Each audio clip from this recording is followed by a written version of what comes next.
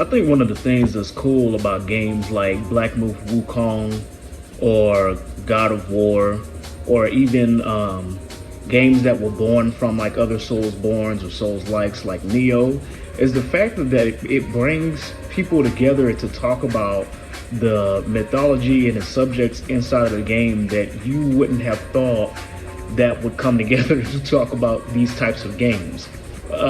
Like for example, I was looking up, I was seeing clips and stuff about Wukong yesterday on TikTok, and I came across this guy who happens to be from China, and he was explaining how he doesn't play the game. He hasn't played a game. I don't think he's ever played a video game, but he was explaining the mythology and the lore behind all of the references in the game in Wukong and educating people about the tale of Journey to the West, which I think is pretty goddamn cool. As far as games like Neo, there's a guy who literally does like segments and sections on his channel.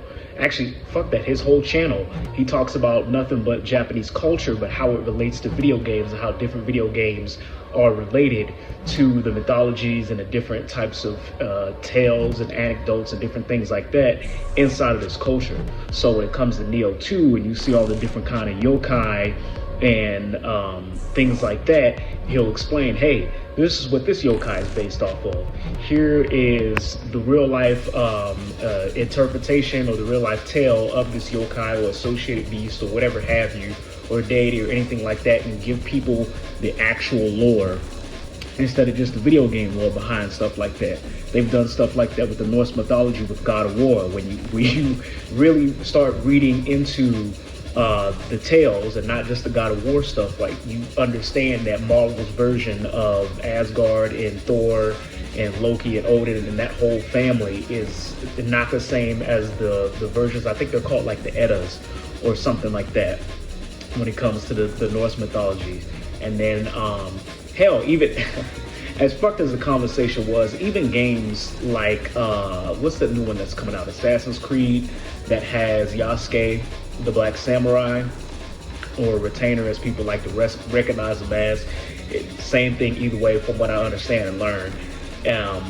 And as cross as the conversation is as to why that character's in there and blah blah yada yada, you have people coming on this app and educating, not just this app, any social media, and educating people about the history of Yasuke, about the history of the world's first Black Samurai and how he had ties with Nobunaga and different things like that. So I fuck with video games so much. Shit like that interests me.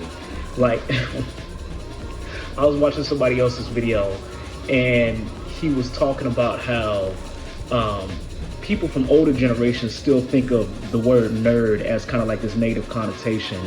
And nowadays, especially people in my generation or younger than me, like that's like a badge of honor. Like I'm a nerd to a fucking degree.